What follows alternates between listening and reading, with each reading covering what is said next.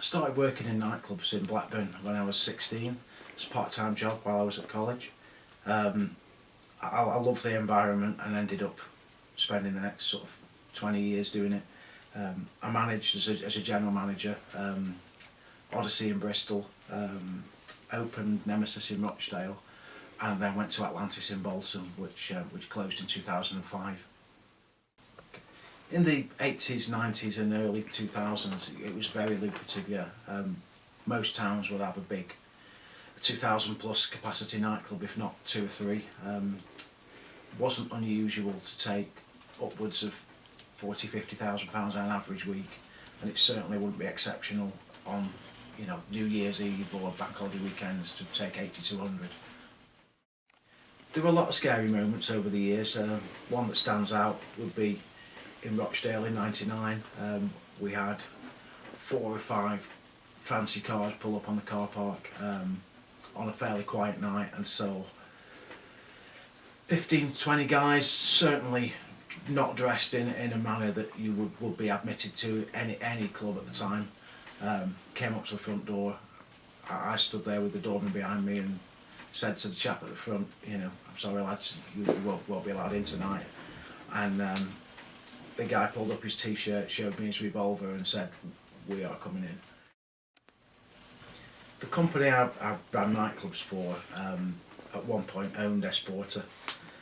They'd long since separated, but I knew a lot of the senior management from Esporta, and they approached me to run one of their big rackets businesses in Manchester.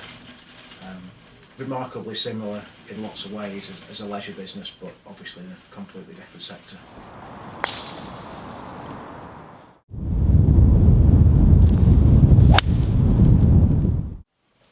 I managed the Lancashire Health and Rackets Club for Esporta, which is North Manchester, near a town called Middleton.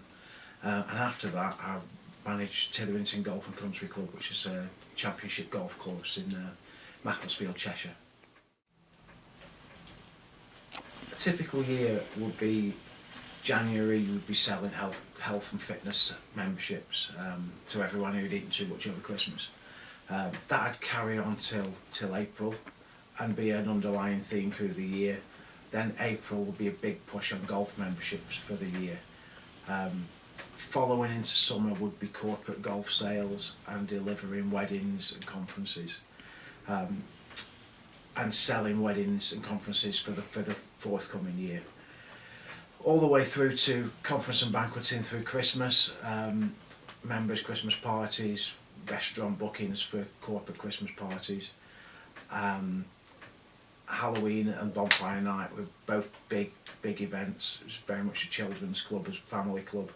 And then we'd go through Christmas, do the New Year's Eve Christmas party, New Year's Eve members party rather, and go straight back into fitness sales in January the 2nd. The day I'd remember was quite a sad day really. A customer at Atlantis in Bolton, it was known to me, you know, we weren't close or anything. I'd been thrown out on a really busy night for just drunken behaviour really, which he'd been thrown out for in the past. And a customer came to the front door and told us that there was somebody passed out in the snow at the back of the building. We called the ambulance and unfortunately he died. It was quite emotional in a couple of ways, because there was some debate over whether the doorman had hit him or done something to cause his death. It turned out he'd had a brain hemorrhage and it could have happened at any time, and it was just the time and place. But the couple of weeks that followed were very, very tense and upsetting for everybody involved. There was a lot of press scrutiny, a lot of police scrutiny, and you know, the poor guy lost his life.